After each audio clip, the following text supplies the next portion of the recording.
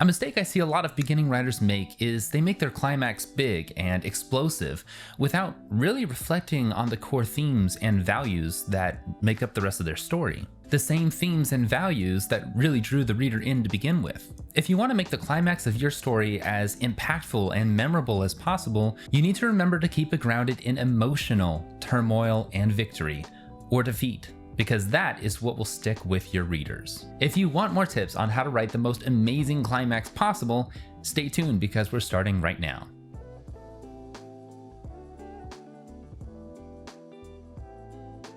Hello everyone, my name is David Webb and I made this channel to give you the best tips on writing and creativity so you can finally finish your book or have that creative career you've always dreamed of. A lot of writers take the end of their story and treat it as one big lump, wondering how they're going to tie up the entire story and finish the book. But as I'm sure you know, there are two parts of the end of any story, the climax and the resolution, or if you're fancy, denouement.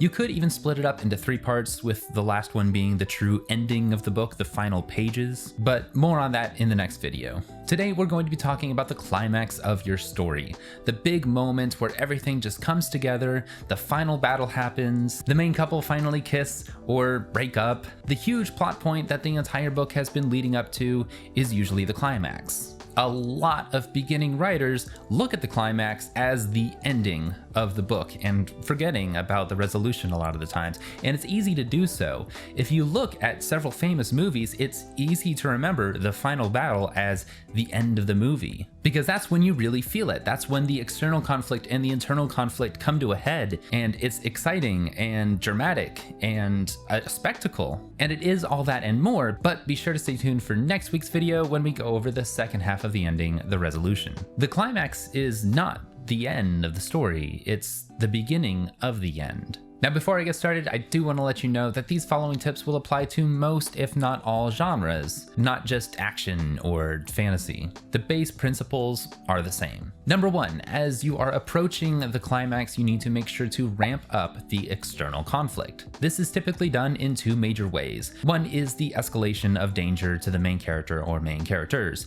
where the threat gets worse. It escalates from physical harm to death, from a terrorist attack to global warfare, from a damper in the relationship to the couple never getting their perfect hallmark kiss. Some way to take the external conflict that's been going on throughout the entire book and ramping it up to a whole new level. The next way to ramp up external conflict is to give the characters a time bomb. Not necessarily an actual literal time bomb, though that often can be the case, but some deadline, some mission they have to accomplish before time runs out or things get so much worse. There are more ways to ramp up external conflict, but these two are by far the most common. The next thing you need to do is ramp up the internal conflict, and this is often a consequence of the increased external conflict, or simply as a result of the main character's already tumultuous journey. You obviously don't want to overdo it, but the more dramatic it gets, the more intense it gets for the main character, the more invested the reader will get. Those two things will naturally lead you to the magic moment,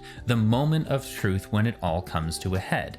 In my opinion, this is most impactful when the main character is forced to face their internal conflict first, and then what they do with that internal conflict directly impacts the external conflict. To really make this moment shine, you want to consider the theme of the story that you've been weaving throughout the entire book. I think climaxes are most powerful when they are the direct result of the theme of the story and how that impacts the main character and what they do with the moral of the story or the message. For instance, in my debut novel, The Light Thief, it is only when the main character confronts the flaw that has haunted her throughout the entire book that she is able to overcome the external conflict and save the day, at least for now. When a critical, theme-inspired choice by the main character directly leads to either a victory or a defeat in the external conflict, that's when you have a climax that truly hits home. And then finally, and this is another huge mistake that I see a lot of writers making, avoid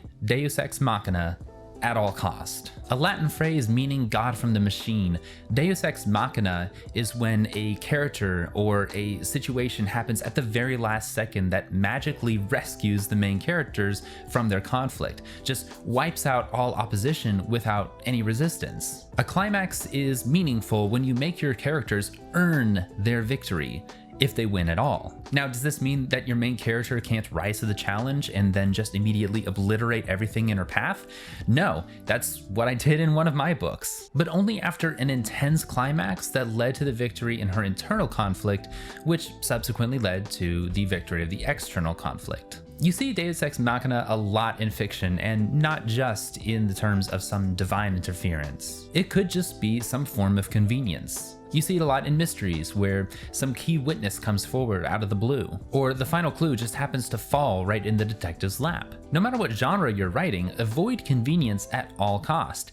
It's the enemy of good storytelling. And with that, that is the climax of my video about climaxes. Be sure to stay tuned next week when we talk about resolutions, the second half and equally important part of the end. So if you haven't already subscribed, please make sure you do so and then ring the bell to be notified of next week's video so you don't miss it. Thank you all again for joining me. My name is David Webb. Can't wait to see you all again and get some writing done.